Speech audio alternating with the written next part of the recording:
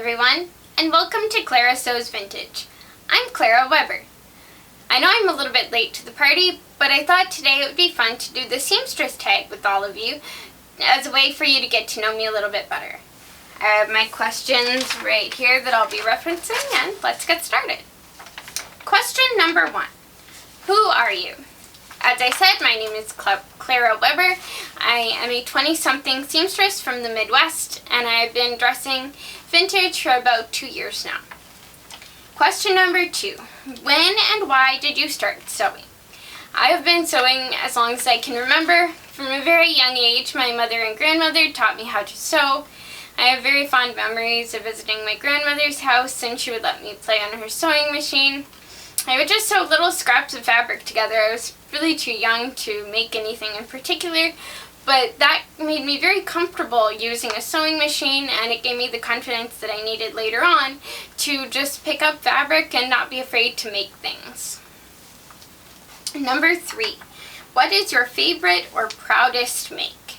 2 proudest makes come to mind immediately for me. The first one, I replicated a dress from the movie The Magic of Ordinary Days. It's one of my very favorite movies, and that's the movie that inspired me to start wearing vintage. I loved the styles from the costuming from that movie so much, and that's what inspired me to start wearing vintage on a regular basis. So the dress that I made for that movie, I couldn't find a pattern that I really liked that was close to the style of one of my favorite dresses from the movie. So I actually drafted the entire bodice pattern myself and then combined it with an original skirt pattern from a 1940s dress. So that is one of my very proudest makes. I really like how it turned out, but I don't love the fabric that I used for it. So I would really actually like to revisit that project and try to remake it even better. So maybe that's something that we'll do in the spring. And my second proudest make that I can think of is the dress that I made for Easter this past spring. I saw a picture from a pattern from the 1950s online, but it was very hard to come across, and the ones that I was able to find were very, very expensive. So I decided to try to make it myself. So I puzzle pieced some similar patterns together and drafted a few pieces for it myself, and I'm really excited with how it turned out. You can find pictures for that on my Instagram. My handle is @ClaraSewsVintage. What is your most disastrous make? Oh my. There are too many to recount, but probably the one that comes to mind the most vividly would be a dress that I tried to make when I was maybe 13 or 14, so I had much less sewing experience, much less experience choosing fabrics for particular projects. And yes, that one was disastrous. I made a mock-up for the bodice pattern. It turned out really well. I was really happy with it. And then it was rather structured. It had 4 bust darts, and I tried to make it out of some sort of challis. I don't remember what the challis was made of, but a challis is very drapey and flowy and does not have much structure to the fabric at all. So it was a really bad combination. It came out looking really slouchy and really bad. That was horrible. I never did finish the dress because I was so unhappy with how the bodice turned out. And that was definitely one of my most disastrous makes. Where is your favorite place to go fabric shopping? Well, where I live, really our only place to go fabric shopping in person is Joann's. And I really don't generally care for Joann's fashion fabrics very much. Occasionally I'll run across something that I really like. I really like their Platitudes collection, but in general I do most of my fabric shopping online, just for the variety and the quality of fabric that I can get. My favorite places online to fabric shop are Style Makers Fabrics. That's kind of a newer find for me, and I've really been impressed with the quality of fabric that I've gotten there. I also like Fabric Mart Fabrics. They're actually based in Pennsylvania, but they have an online store, and I really like to buy from them. They, however, are more of a wholesale bargain type place, so they run 60% off sales very often, but they'll have a bolt of fabric or a cut a fabric, and once it's gone, it's gone. So they have a vast variety of fabrics, but once a fabric sells out, it's gone. They don't restock it. I also really like Mood fabrics. They have great selection and great quality, and a lot of the stuff you can go back and buy later on. So Mood and Style Makers are definitely higher price points, but they have very nice quality of fabric. What is your most used pattern? I have two most used patterns, I would say. I have a basic kind of notched collar blouse that I have made either 4 or 5 times.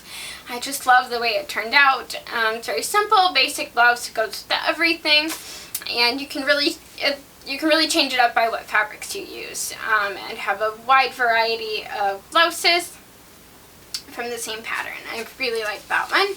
And I also have a slim skirt from an original 1950s pattern, and I've made that quite a few times with more plans to make more of them this winter. What is your most dreaded sewing task? Marking pattern pieces. I do not like transferring marks from pattern pieces onto fabric. Definitely my most dreaded sewing task. I'm also not very fond of making buttonholes. I'm always afraid that I'm going to mess them up. So definitely my two most dreaded sewing tasks. And your favorite sewing task? This is kind of vague, but I would say seeing seeing fabric cut into pieces come to life into something. I love how they start out as, kind of weird looking shapes of fabric, and they really start, as you sew it, it starts to really take shape and come to life. I really enjoy a lot of aspects of sewing. I don't think that I could say that I have a very favorite task, so my favorite is watching a piece come together and come to life. What is your favorite sewing entertainment? I am a baseball junkie. I love baseball. Specifically, I am a diehard Cubs fan. And so from about the end of February, when spring training starts, to the end of September, or hopefully October if we make it to the postseason, I will be listening to the Cubs game on the radio while I sew. During the off season and when the Cubs game is not on for the day, I generally just sew in silence. I'm not a big music person. I don't tend to listen to books on tape a whole lot, though I do enjoy reading, and books on tape are something that I would like to get into a little bit more. Generally, I'm just sewing in silence. Do you prefer printed or PDF patterns? I definitely prefer printed patterns. I will buy a PDF if I have to. For instance, this is the Sew Over It vintage shirt dress, and I really do love how this dress turned out, and I love a lot of the Sew Over It patterns. They're on my makes list, and I will buy PDF for patterns like that since they are based in the UK. It's very expensive to have things shipped from them. There are a few fabric stores and online places that sell Sew Over It patterns now, but they're also very expensive, and I find PDF patterns much more affordable for a lot of indie patterns. So indie pattern I will buy PDF, but printed is definitely my preference. Most of the patterns I use are originals from the 1940s or 50s, and then I'll transfer them to my own paper. So I guess vintage original printed patterns are my favorite. What sewing machine do you use? I have quite a herd or collection of sewing machines. Maybe someday we'll do a Meet My Sewing Machines video. I think that would be kind of fun. Probably my very favorite sewing machine is my Singer Scholastic model. My grandfather bought it for me for my high school graduation several years ago, and I have found that to be a very trustworthy, dependable sewing machine. It's pretty sturdy, it's simple, it doesn't have a lot of bells and whistles, but I really, really like it. I also have my late grandmother's brother's sewing machine from the probably mid-1960s, and that has been the sewing machine that I've been using a lot lately. I also really like that one. It's completely metal, and you can tell the craftsmanship of the sewing machine. It's very well put together. I really like that sewing machine as well. And then I also have a baby lock serger from probably somewhere in the 1990s, and I love it. I don't know what I would do without my overlocker. I know it's not the most historical way of finishing edges, but I find it so convenient and so quick and easy that that's how I finish a lot of the insides of my projects, and I absolutely love it.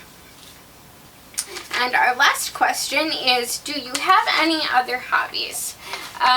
Sewing really is my main hobby. I also knit a little bit, though I don't usually take a whole lot of time to do that because if I'm doing something with my hands, I'm usually sewing. I also really enjoy cooking, and I do enjoy reading from time to time. But I hope you enjoyed this video. I hope you had fun getting to know me a little bit better. And I plan on releasing a video a week. That's my plan, at least for right now. And I hope you enjoyed this video. I hope you come back and see what else I have to offer. Please hit the like button if you enjoyed this video. Comment down below. I would love for you guys to give me ideas of videos that you would like to see.